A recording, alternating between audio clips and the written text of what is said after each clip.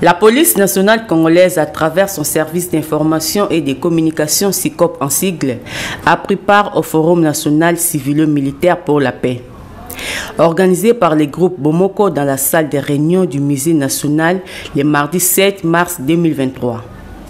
Plusieurs intervenants ont pris la parole au cours de ces assises, entre autres le directeur chef des services d'information et de communication ad intérim de la police nationale congolaise, le commissaire supérieur principal Mavungu Mangoma Julien, suivi successivement du colonel Charles Bomoko du service de l'éducation civique et affaires sociales des forces armées de la RDC, SECAS en sigle, du professeur Yamba Norbert, directeur des cabinets adjoints, du vice-premier ministre, ministre de l'Intérieur, Sécurité, Décentralisation et Affaires coutumières, et du conseiller en charge de la protection civile au vice-ministère de l'Intérieur et Sécurité.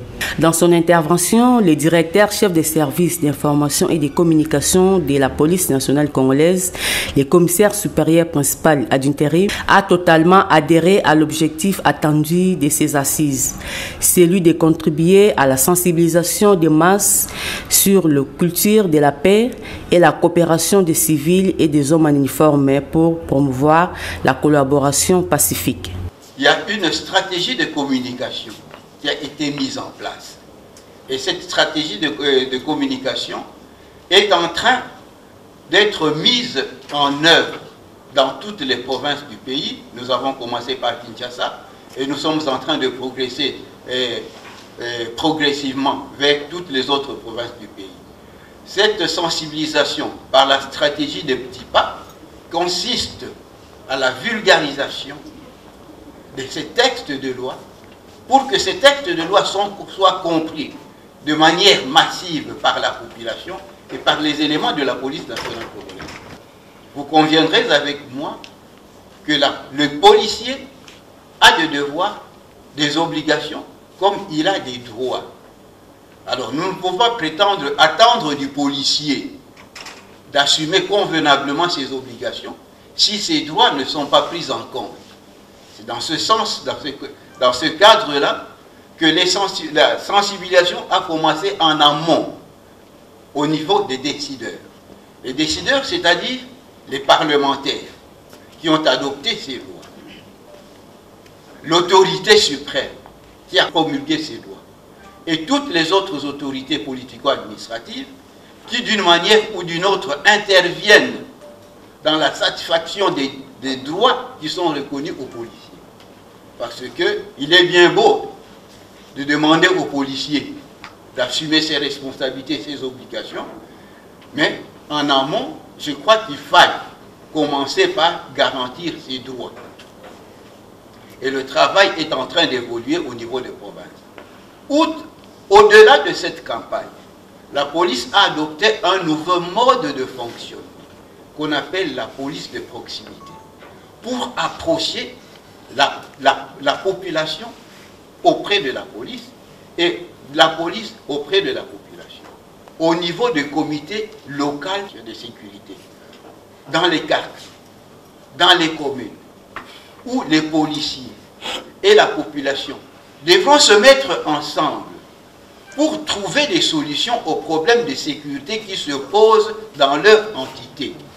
Et cela ne peut se faire que lorsqu'il y a une certaine confiance réciproque et mutuelle entre la police et la population. Et c'est le travail que nous sommes en train de faire au niveau de la police pour créer cette confiance entre la population et sa police. Parce que l'une est l'émanation de l'autre. La police vient de la population. Et le policier est en train de comprendre qu'il est venu de la population et qu'il retournera au sein de la population. Le policier qui est actif aujourd'hui, s'il ne fait pas convenablement son travail,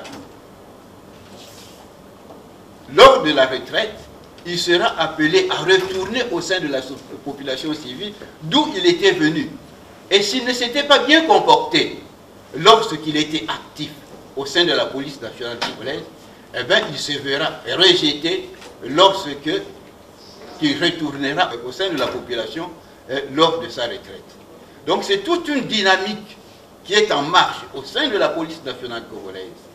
Et nous osons croire qu'avec la participation de tout le monde, à tous les échelons, toutes les autorités, pas seulement les éléments de la police nationale congolaise, nous travaillons avec la société civile qui représente la population.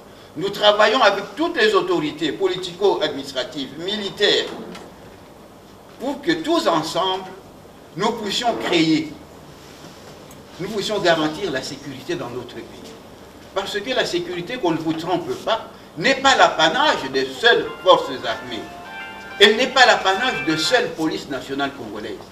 Mais c'est l'apanage de tout le monde, de toute la nation représentée dans sa diversité. C'est donc un travail de tout le monde. C'est donc un appel que nous lançons à tout le monde, à toutes les franges de la population, à toutes les représentations de toutes les diversités qui composent notre nation, pour que tous nous puissions mettre la main dans la pâte pour la sécurité de notre pays. Dans son intervention, le directeur chef des services d'information et de communication de la police nationale congolaise, le commissaire supérieur principal, Mavung Julien, a totalement adhéré à l'objectif attendu de ces assises, celui de contribuer à la sensibilisation des masses sur la culture de la paix et la coopération du civil et des hommes en uniforme pour promouvoir la collaboration pacifique.